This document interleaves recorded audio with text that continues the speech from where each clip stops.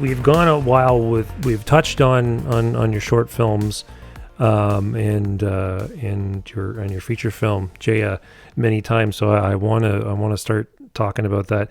Tell us more about Jaya. I've watched it myself. I found it very moving. It's your first feature-length documentary. I know it's a vision that took you many years to complete, as you mentioned. Please, tell the viewers what it's about and what made you want to tell that story.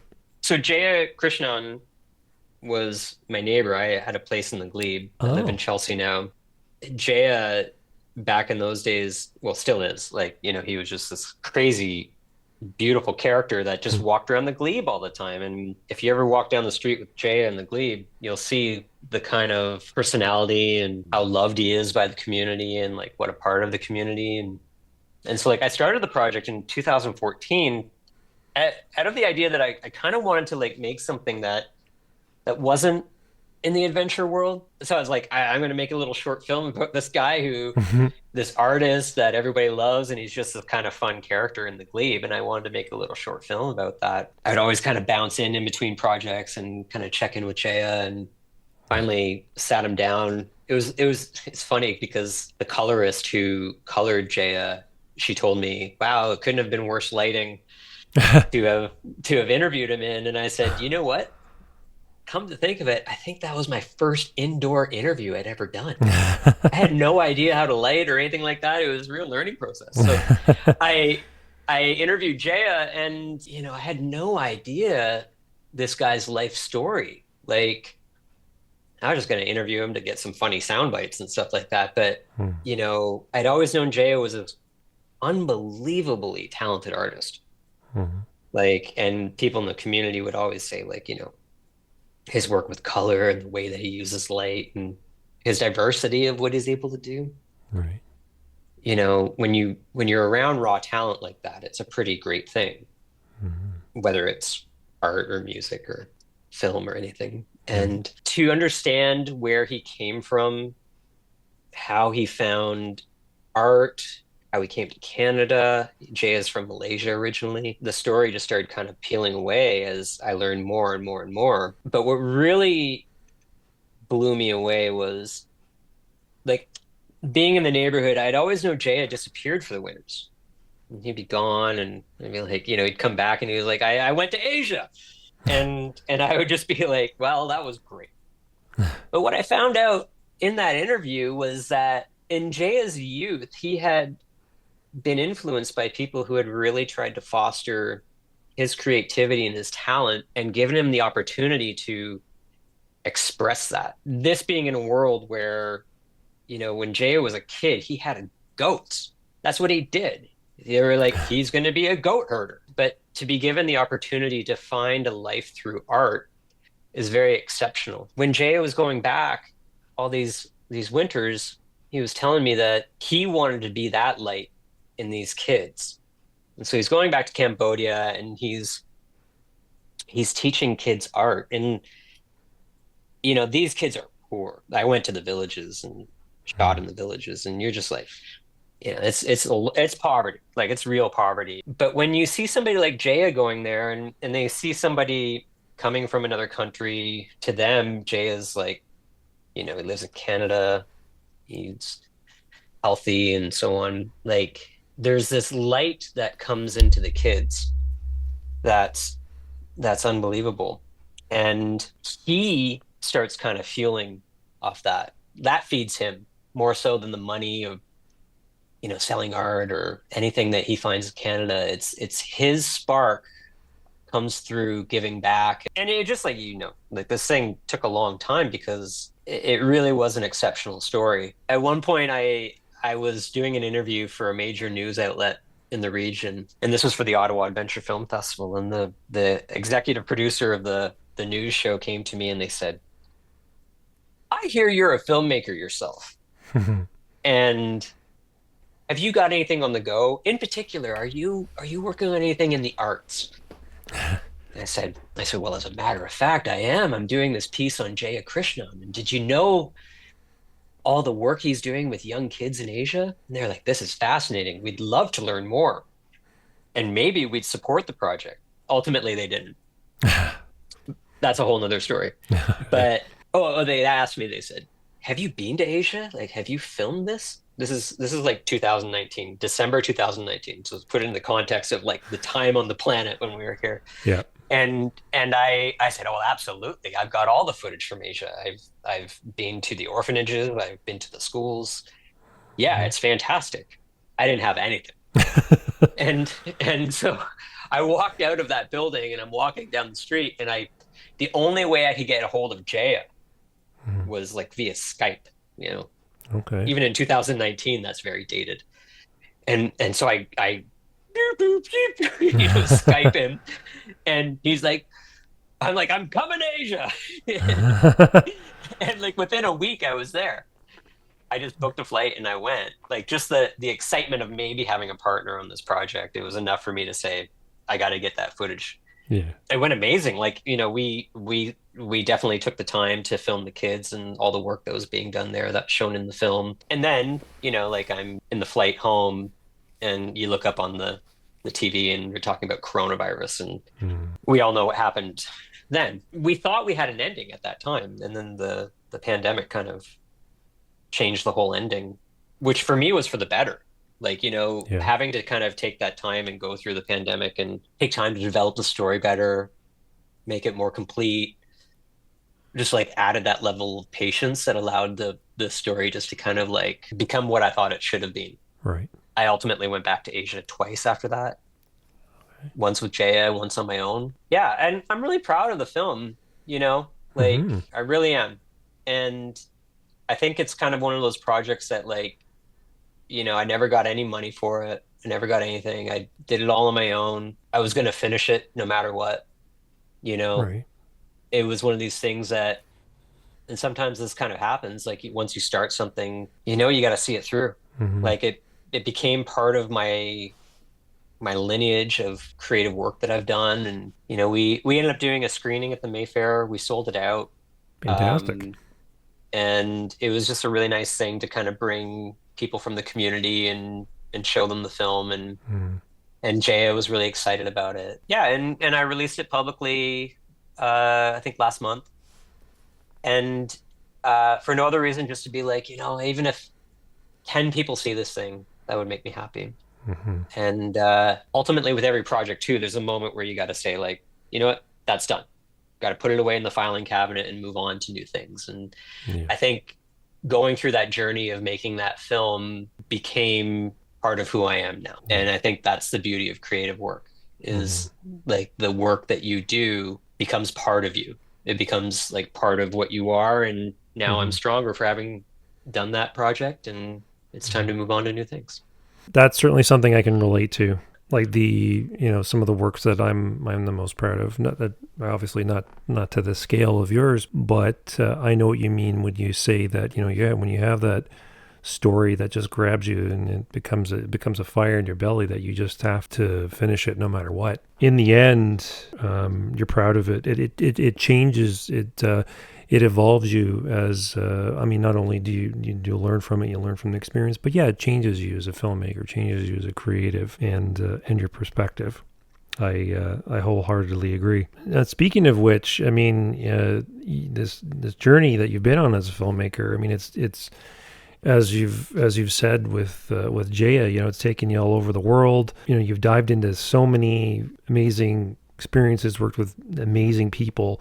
Now, which of your Jaya is an amazing a piece of work, but it's feature length. It's big. You spent 9 years on it. It's a huge thing.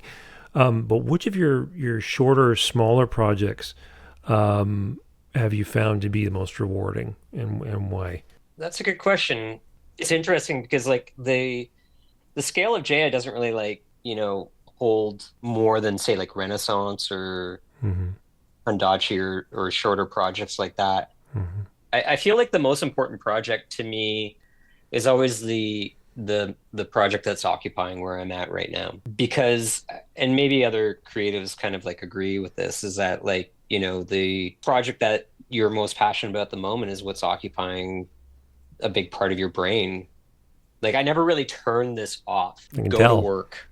and yeah, go on vacation and stop thinking about the project I'm working on, Mhm. for better or worse. I mean, I'm trying to learn to find that balance a little bit better, but currently my time's been occupied with Whitewater Released, and that project effectively started in 2011 for me.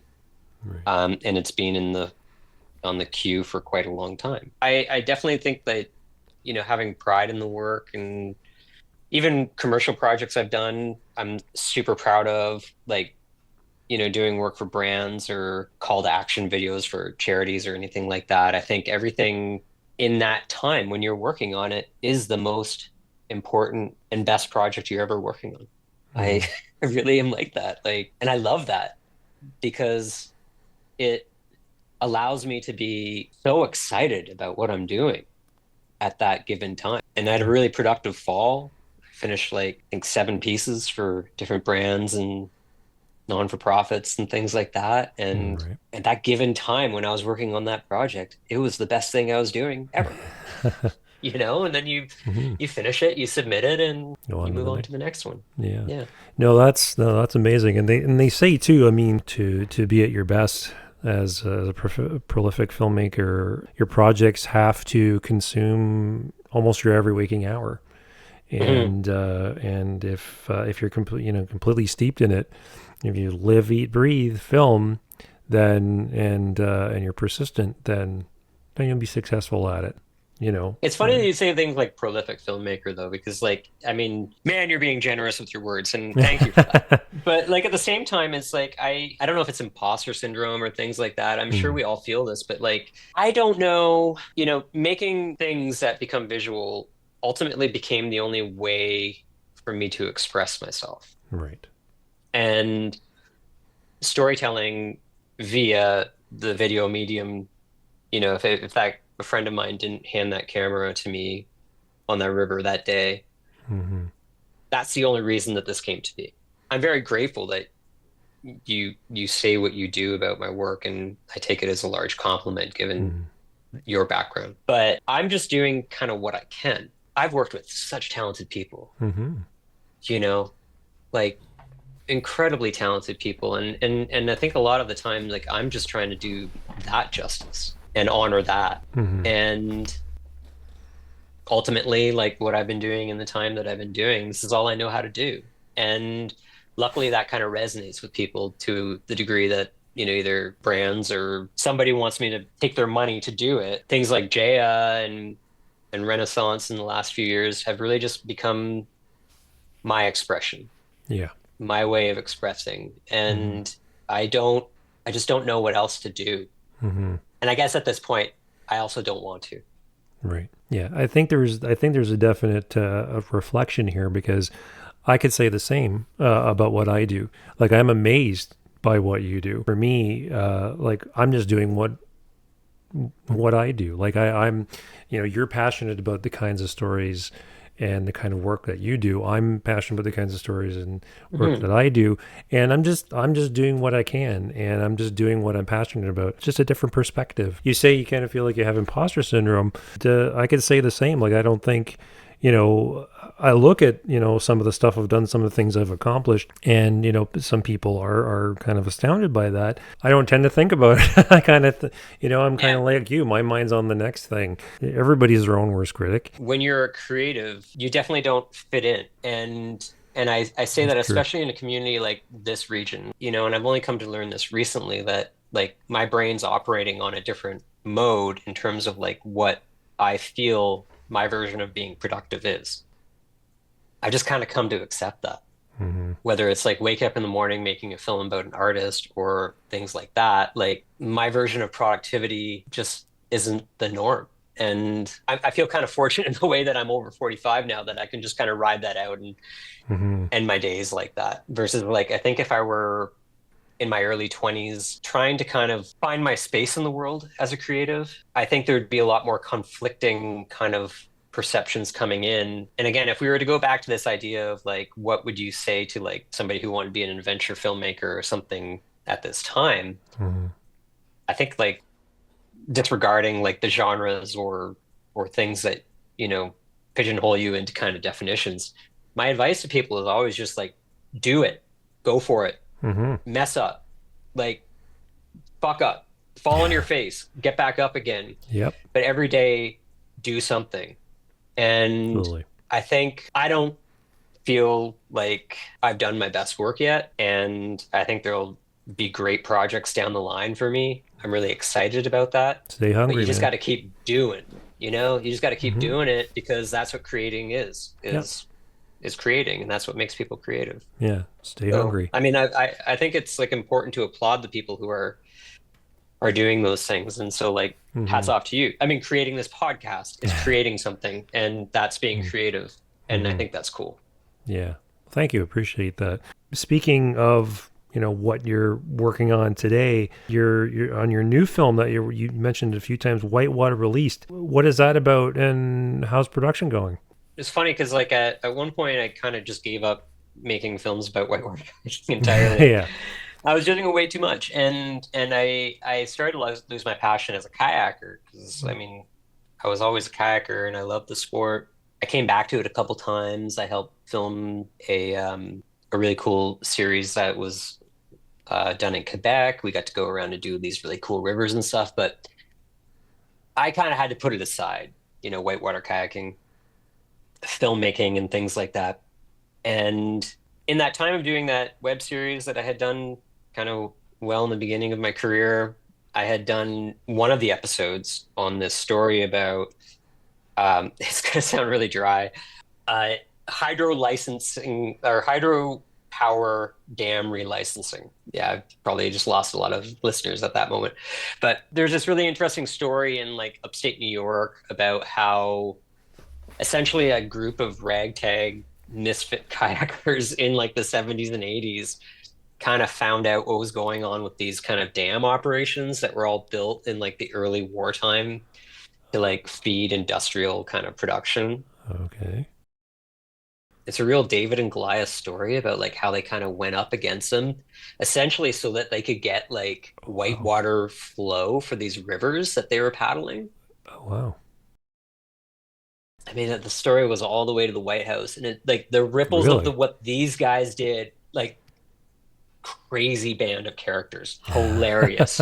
To this day, like the impact that they're having on conservation and river management, and the big kind of push for dam removals across the United States, like Oh, wow. massive ripples of what they Wow. did, Wow. but told through the idea of like this is like really fun mob of characters that would like do at all costs anything to try and kind of like save these rivers that were all disappearing. Yeah, and so like I done this story in 2011, and all I wanted to do was like a story about this one particular river in upstate New York called the Moose River, and I kind of stumbled upon these characters that I knew were funny guys, had no idea what they had done. Years kind of passed. I remember being at Banff Mountain Film Festival and watching a film called Valley Uprising, a really famous climbing documentary. And I remember thinking, man, what these guys did in whitewater, in the world of whitewater kayaking, Yeah. is a great story. Like, I mean, and I always had access to these guys, and even like the really amateur style video I did back then was like, they were like, Mike made such a great film.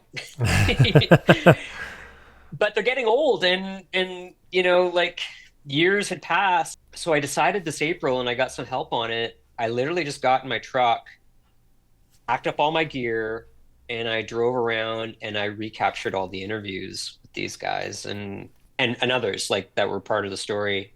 I went all the way down to Washington, D.C., drove around all of upstate New York, Massachusetts, like things like that. And I just found all the characters and we got it. Just ask how production's going. It's going really quite well. The script is coming along with all the transcripts we have and everything. And Yeah. we're getting a lot of grassroots support, like, Great. people are going to the website, whitewaterrelease.com.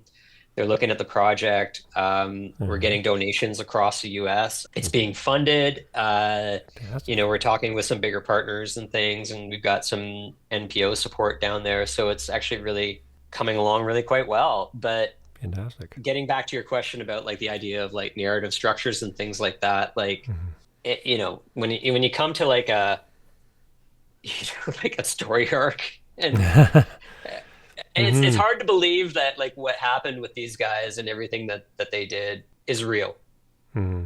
because it's just a great story and all these great events and everything, but it all kind of ties up in a nice bow in the sense of like just a really fantastic story. So we're Hmm. really lucky to to have access to it, and I think it's going to have some big impacts. I think it's going to be cool. I'm pretty Hmm. excited about that. That's awesome. Yeah. Yeah, I can totally see why these people and the story would inspire you to Yeah. Yeah, to tell it. I laugh because there's so many funny moments in it. Yeah. Like, I mean, I'm writing a part right now where like literally I've got 5 or 6 people talking about a story where a guy got so mad at somebody, he pulled out his glass eye and threw it at him. What? Oh my Like, god. I mean, you don't make that stuff up. Like, No, it's crazy. you Yeah. can't. Now we haven't really talked much about your TV background. We've been Hmm. kind of we're focusing more on the film stuff. You mentioned that your experience with the Suffer Factor gave you Yeah. some invaluable insight into the complexities of TV production.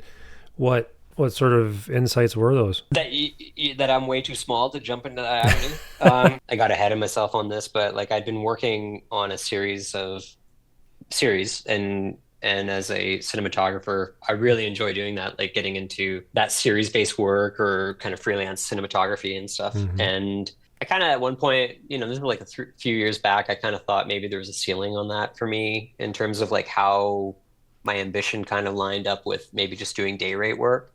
Right. And I decided, and I mean, I got a great opportunity from a friend of mine who he wanted to take me on this kind of mission, which is one of the hardest cycling challenges in the world. It's called the Salt Call Challenge. And he'd Hmm. been telling me about it for years. And he's an elite cyclist. He's a fantastic guy, like really interesting, like a risk taker. Right. I had this idea for a series that I had been developing, and I said, well, why don't we make your idea a pilot for a series? And that ultimately became the pilot for The Stuffer Factor. We made a great show. It was really good. And we did it in Mm-hmm. the Alps in France. I mean, the visual appeal of it's really great. When you're somebody like me that, can somewhat put things together, you get a VIP pass to work with some really exceptional people. And in this alone, there was like 4 or 5 really exceptional people. Yeah.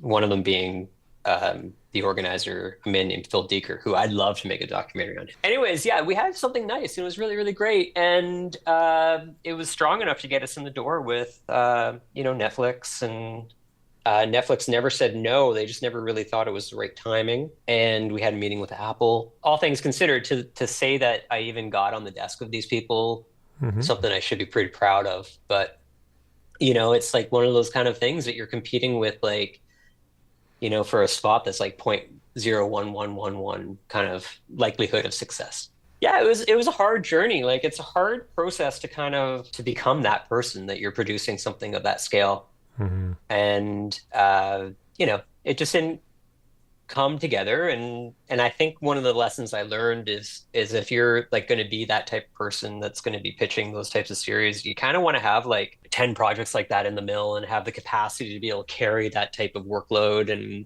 and projects, because you know this project is not you know dead by any means, and these Hmm. things I've learned sometimes take a lot of time to kind of find the right time and space where it's going to strike. Hmm. But yeah, it was kind of like probably the biggest risk I've taken in my career, Okay. to kind of put the brakes on everything and say, hey, I want to go for it and see if I can create something really big. And yeah, I still believe in it. I still think there's like opportunity there, but it just didn't hit the right time and place. I learned a lot. Hmm. I can't say it was the most enjoyable process either. It's pretty cutthroat out there, and Yeah. who knows? We'll see Hmm. what happens. So it's something you may approach Netflix and or Apple again with at a later date. Yeah, I mean, I can't really even define what's happening right now with it. Truthfully, like the person who's in the role of host has kind of changed a number of times, and currently working with like a local, someone from Chelsea who's an international kind of known athlete. Okay. Um, as it stands right now, I think there's some people in LA that have the pitch deck on their desk and are looking to kind of find a place for it. Okay. But one thing that's hard in that world when you're like somebody like me who like literally will just go out the door and make things happen like right Mm-hmm. when I need to. Right. These things take time, and there's a lot of time in between meetings, and there's a lot of time between like discussions, and weeks will pass.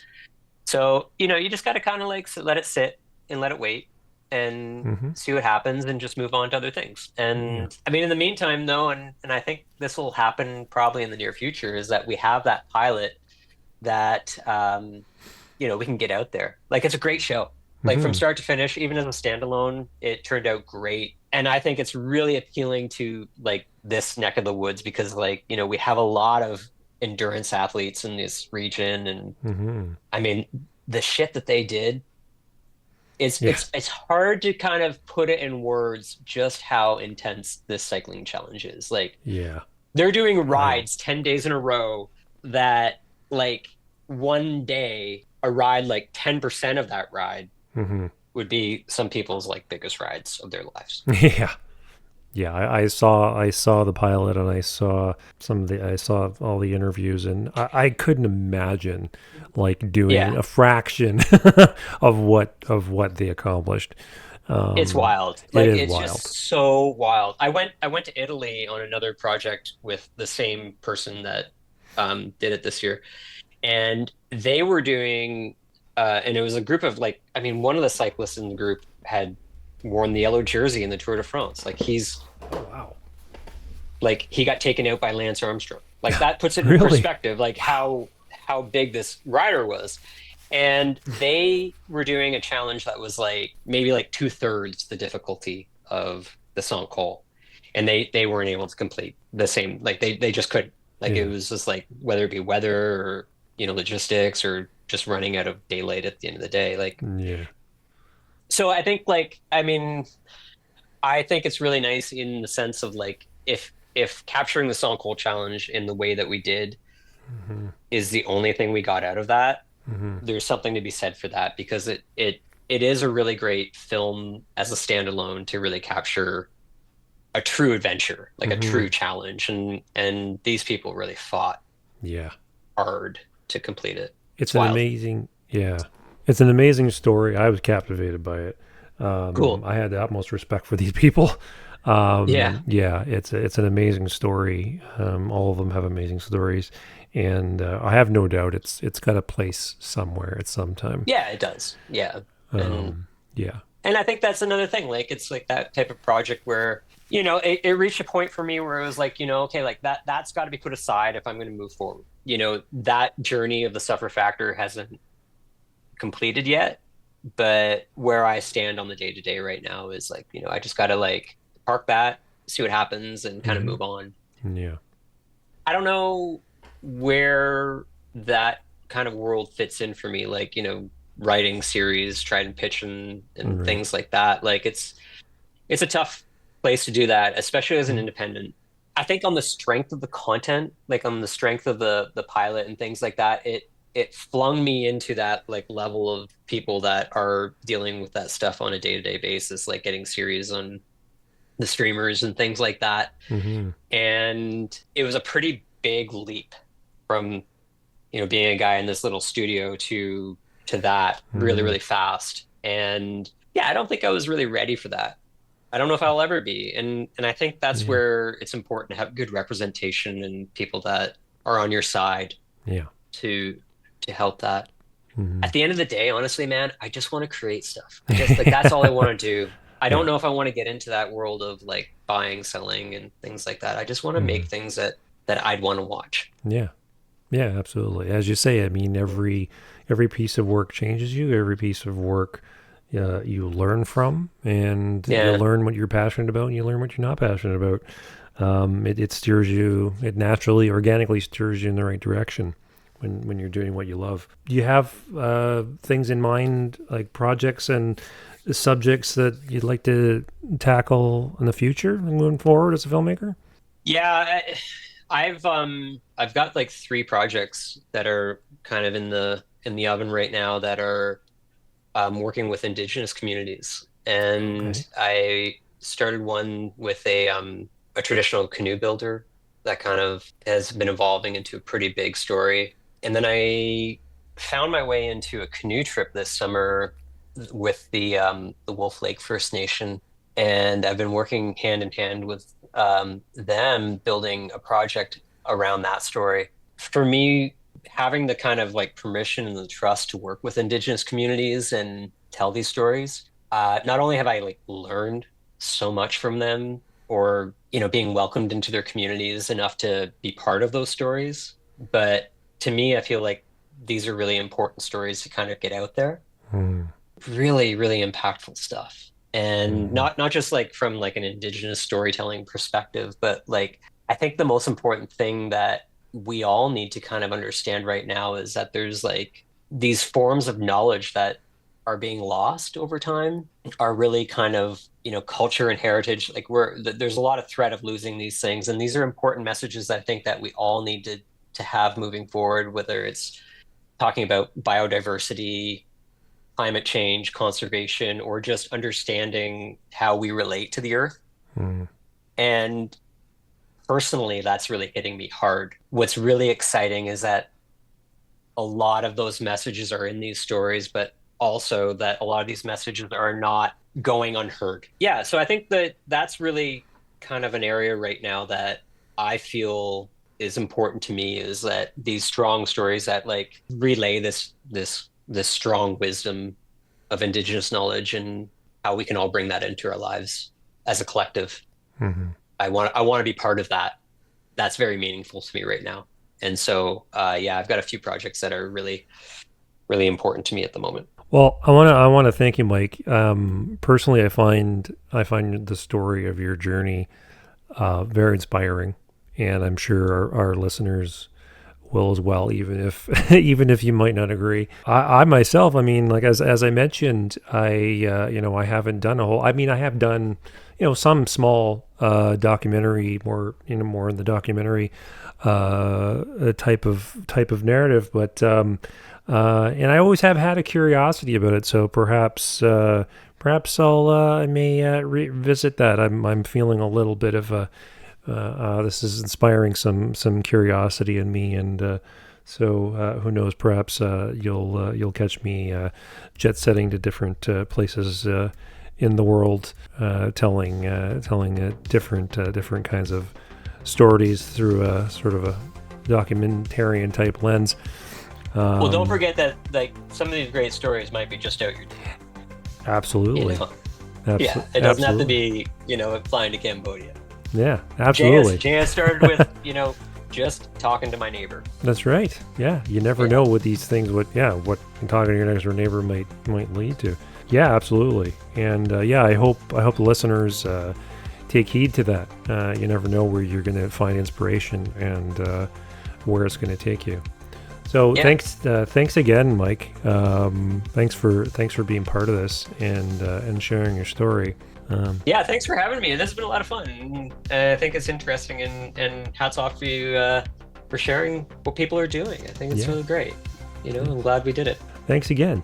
And yes, so yeah, having said that, people, be sure to check out Mike's stuff. I will include some links in the description. He does some amazing work. Yes, please check it out. Some very powerful stories to be told there. Highly recommended. So yeah, so once again, thanks, Mike, and thank you to our listeners. And we will see you in the future.